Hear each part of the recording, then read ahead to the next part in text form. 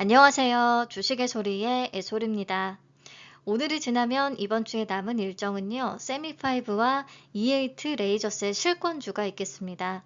비교해서 기대 수익 따져보면서 청약을 마무리해 주시면 될 것 같아요.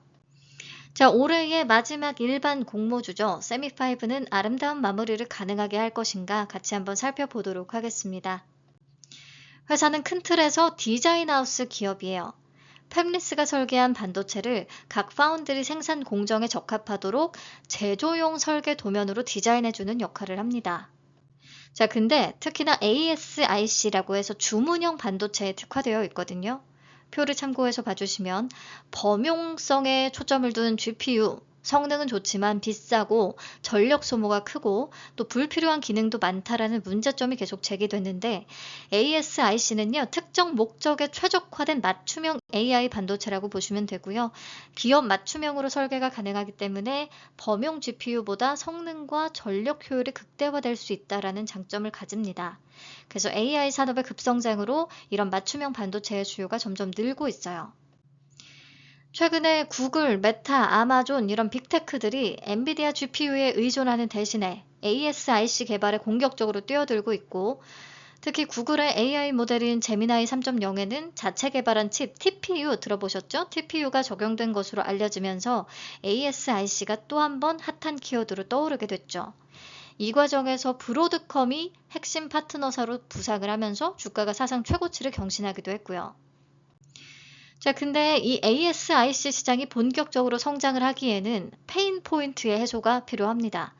돈이 많이 들고 회사마다 따로 맞춤 설계를 해야 되고 새로운 프로젝트마다 재설계의 비중이 워낙 높아서 시간도 오래 걸린다. 이런 문제들을 해결시켜야 돼요. 그래서 필요한 회사가 세미5다라는 거고요. 회사는 기업마다 특화된 ASIC를 더 싸고 빠르고 쉽게 개발할 수 있게끔 하는 게 목표입니다. K 브로드컴을 목표로 하는 기업. 그래서 회사가 뭘 했냐면요. 첫 번째, 반도체 설계 플랫폼 개발에 집중을 했습니다. 반도체 설계에는 매번 쓰이는 단골 모듈들이 있어요. 예를 들어서 CPU 코어, 메모리 컨트롤러 이런 것들. 이런 걸 설계 자산, IP라고도 하죠. 회사는 자주 쓰이는 IP를 미리 만들어서 템플릿화 시켜놨습니다. 그래서 팹리스 기업이 제작하고자 하는 칩이 있을 때 이 기본 템플릿에다가 자사의 핵심 IP만 더 추가하면 쉽게 가능하게끔. 이를 통해 전통적인 방식 대비 비용과 시간을 절감하면서 이미 양산 칩에서 검증된 모듈을 계속 재사용함으로써 개발 리스크도 줄일 수 있다는 게 회사의 대표적인 경쟁력 되겠습니다. 자, 그리고 둘째, 엔드-투-엔드 원스톱 솔루션을 제공합니다. 그림을 참고해서 보시면 기존에는 이 반도체 개발 밸류체인별로 다른 업체들과 계약을 따로 맺고 과정을 다 진행해야 됐기 때문에 업체별로 관리하는 것도 복잡하고 일정이나 품질을 조율하는 것도 어렵고 커뮤니케이션의 비효율도 일어날 수밖에 없었다고 하는데요. 세미5는 전통적인 디자인 하우스의 역할을 훨씬 더 확장시켜서 팹리스가 수행을 하던 IP 제공, 칩 스펙에 대한 컨설팅, 설계도 구성, 요것도 하고요. 그리고 원래 디자인 하우스의 영역이라고 할 수 있는 레이아웃 디자인, 그리고 파운드리의 생산 과정에 대한 관리, 마지막으로 양산과 공급까지 아예 반도체 생산의 전 과정을 다 아우르는 원스톱 솔루션을 구축합니다. 그래서 고객이 우리는 요런 반도체가 필요하다라는 아이디어만 갖고 딱 오더라도 스펙의 정의부터 설계, 검증, 양산까지 모두 책임을 질 수 있는 회사다라고 보시면 되겠어요. 자, 그럼 이제 기술적인 면에서의 경쟁력을 좀 확인을 할게요. 첫 번째, 빅테크 레디 역량입니다. 2나노, 3나노, 4나노 최선단 공정의 전문성을 보유하고 있거든요. 그래서 삼성전자 2나노를 포함해 최선단 공장의 매출 비중이 이미 전체의 40%를 넘을 정도입니다. 국내외 디자인 하우스 중에서 이렇게 최선단 공장의 경험을 다수 보유한 곳은 드물다는 게 회사 측의 설명이고요. 삼성전자 디자인 하우스 중에서 2나노 고객사를 확보한 기업은 얘 말고는 가온칩스 정도가 있다고 합니다. 자, 두 번째, 빅다이 초대형 칩 설계 역량입니다. 현재 500제곱밀리미터급 4나노 칩 설계 마지막 단계에 성공을 했고 글로벌 고객사하고도 800제곱밀리미터급 칩 위에다가 D램을 적층할 수 있는 3D IC 프로젝트를 진행을 하고 있습니다.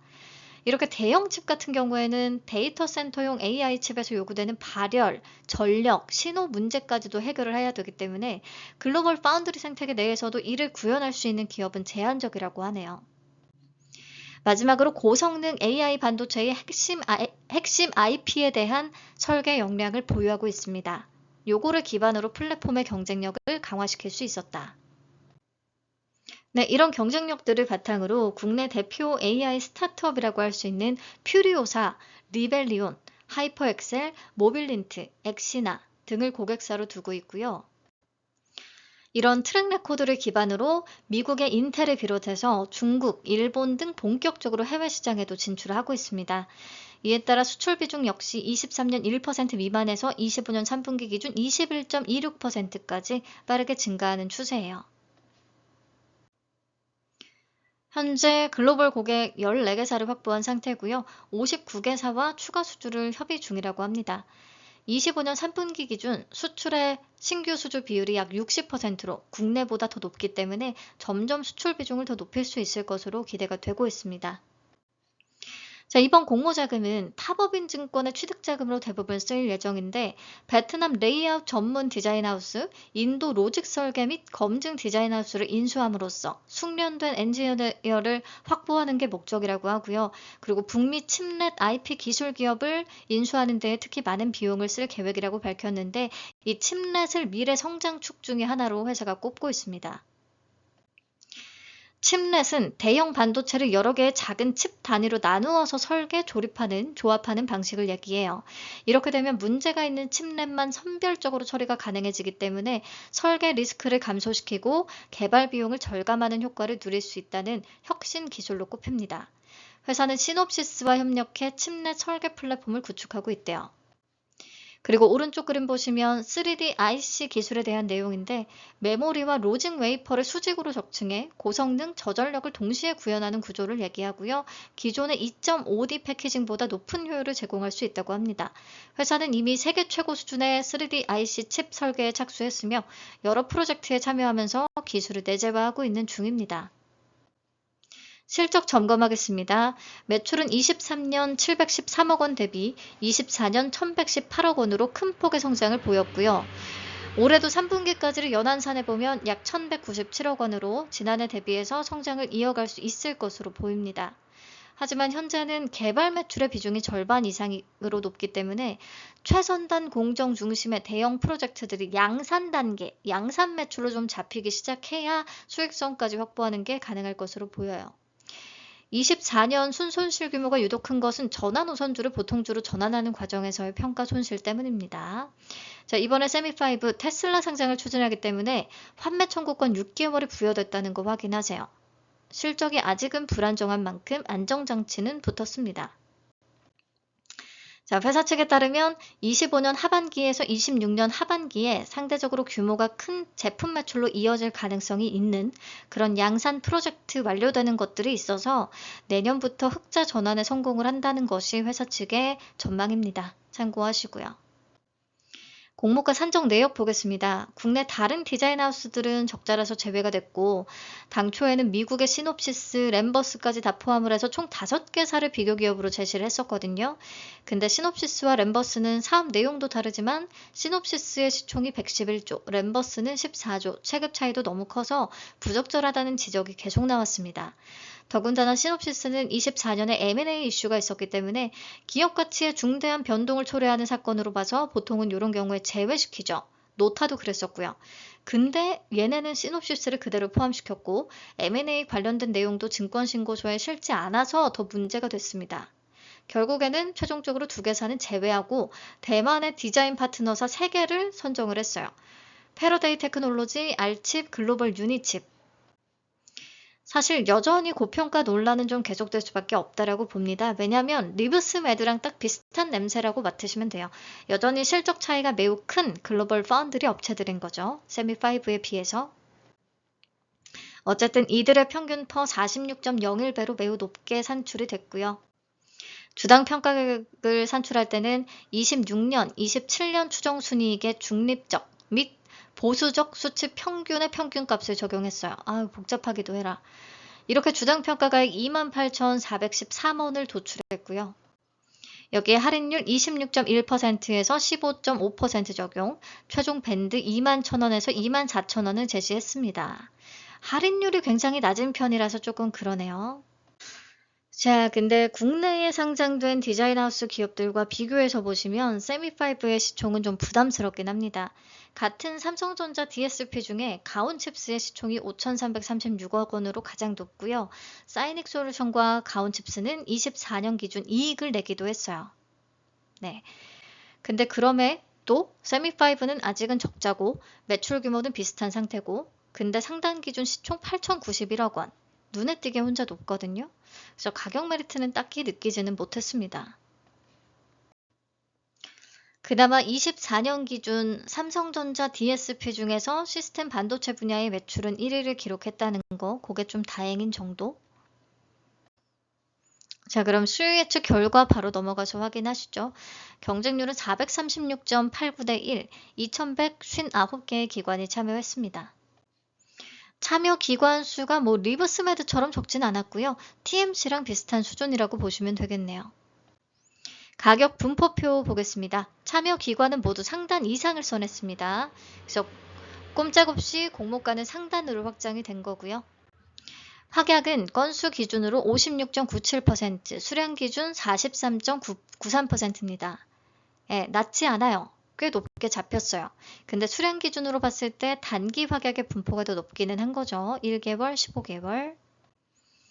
네, 그래서 확약 수준은 최근 종목들 중에서는 삼진식품과 비슷한 정도고요. 그러면 최종적으로 얘도 70% 이상은 기대해 볼 수 있지 않겠나 예상을 합니다. 공모 개요 체크하겠습니다. 공모가가 24,000원에 확정되면서 공모 금액은 351억 원, 시가총액은 약 8,091억 원에 다소 사이즈가 있는 청약이 되겠습니다. 청약은 12월 18일부터 19일 이틀간 진행되고요. 원래 주말이 끼면 환불까지 4일이 걸리는데 얘는 3일 만에 환불을 해줍니다. 판매 청구권도 걸고 3일 환불해주고 증권사 입장에서 할 수 있는 최선을 다하고 있는 모습이네요. 상장은 12월 29일 단독으로 예정이 되어 있습니다. 삼성증권의 주관이고요. 최소는 10주입니다. 12만원 증거금 준비하시면 되겠어요. 자, 신주 모집 100%로 진행되고 우리 사주 조합에 배정된 물량은 없습니다. 상장일 유통 물량 체크하겠습니다. 상장 주식 총수의 36.95%에 해당하는 1245만 8856주는 상장 당일에 바로 나올 수가 있습니다. 공모가 기준 금액으로는 약 2990억 원. 이게도 무겁죠. 그나마 최종적으로 확약이 70% 딱 잡힌다면 유통가는 금액은 약 2310억 원 정도까지 내려가거든요. 그래서 최종적으로 2000억 원 초반대까지는 낮출 수 있지 않을까 생각을 해봅니다. 네, 기존 주주의 비중이 높고요. 구성을 보면 한국산업은행, 메리츠펀드, 벤처금융, 개인, NH투자증권, 하나증권, 신한투자증권 등등 다양한 주체들의 물량이 상장 당일에 바로 나올 수가 있는 건데요. 유상증자 발행 내역을 통해서 단가를 추정해 본다면 3,135원, 5,700원, 6,616원, 16,428원, 2021년부터는 16,428원에 발행이 됐네요. 역시나 전부 다 공모가보다는 낮은 가격에 들어와 있습니다. 여기에 더해서 세미5는 미행사된 스톡옵션 물량이 유독 많아요. 그간 부여했던 이런 주식 매수 선택권의 미행사 물량이 공모 주식 수의 60%에 달할 정도인데요. 보시면 행사 가격도 낮고 그리고 행사 기간이 도래한 물량이 꽤 많아서 상장 이후 시장에 추가로 풀릴 수 있는 물량이 너무 많다. 주가 희석을 유발할 수 있다는 거 좀 체크를 하시는 게 좋겠습니다. 그래서 유통 물량 측면에서는 오버행 리스크가 다소 우려가 되는 종목. 예, 여기까지 최종 정리해보자면 세미5는 사이즈로 승부 보는 종목이 아니니까 기업 자체의 경쟁력을 잘 파악해야 됩니다. 그래도 AI 시대에 주목하는 주문형 반도체에 특화된 디자인 하우스라는 차별점과 2나노, 3나노, 4나노 최선단 공정의 설계가 가능한 빅테크 레디 역량, 대형 칩의 설계가 가능한 그런 기술적 역량을 갖추고 있는 거고요. 삼성전자 공식 디자인 솔루션 파트너 중에서는 24년 기준 시스템 반도체 분야 매출 1위를 기록했습니다. 현재 매출은 잘 성장하고 있지만 수익성이 확보되지 못해서 아쉬운 상황인데 26년에 양산 매출이 증가할 것, 그리고 해외 수주가 점점 증가하고 있다는 부분이 기대돼서 다행이고요.